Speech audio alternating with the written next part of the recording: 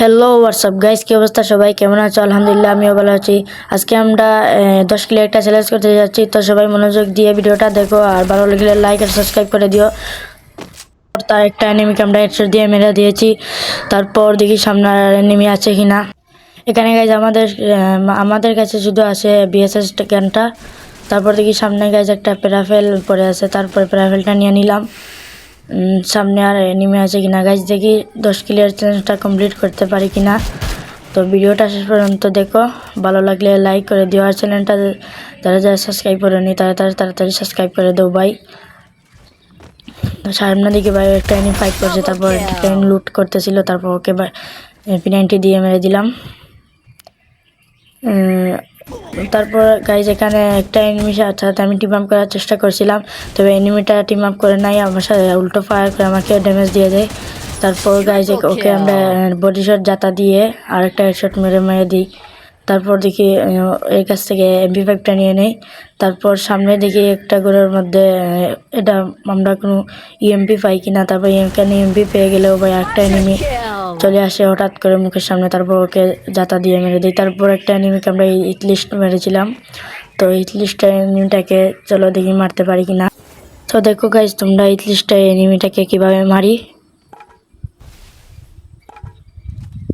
এখানে ভাই এনিমিটাকে একটা গ্রেনেড মেরে দিব। ভাই গ্রেনেডটা তো অনেক ড্যামেজ খেয়েছে। ও ভাই দেখতে পারছো কিভাবে উইথ ফিগার দিয়ে একটা হেডশট মেরে দিলাম। তারপর দিকে একটা এনিমি গাড়ি দিয়ে দিকে যাচ্ছিল, হালকা ড্যামেজ দিয়ে দিলাম। তখন এখান থেকে ভাই ম্যাক্স MP5টা নিয়ে নেই। তারপর গাইজ এখানে এনিমি খোঁজাখুঁজি করে পাচ্ছিলাম না, তারপর ভিডিওটা কাট করে চলে আসলাম মেইলে সেফ জোন পড়েছিল, তাই চলে আসলাম। এখানে থেকে একটা এনিমি ওয়াল মেরে বসে আছে, ও তো ফাইট করেছিল। তারপর এনিমিটাকে P90 দিয়ে মেরে দিলাম।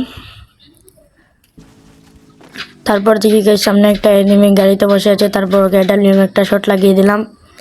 তারপর গাইজ এনিমিটা ওয়াল লাগিয়ে দিয়েছে। তারপর এনিমিটা কীভাবে মারবো বুঝতে পারছিলাম না, চলে যাচ্ছিলাম। তারপর থেকে আমার কাছে একটা লঞ্চার আছে, তারপর এনিমিটাকে আরও 150 ড্যামেজ দিয়ে দিলাম। তারপর ভাই এনিমিটা মরতেই চাচ্ছিল না, তারপর ওকে ওর ওয়ালটা ভাঙার চেষ্টা করছিলাম। তারপর ভাবলাম ভাই এখান থেকে চলে যায়, এখানে ওর ফাইট করে কোনো লাভ হবে না, এনিমিটাকে পরে মারবো।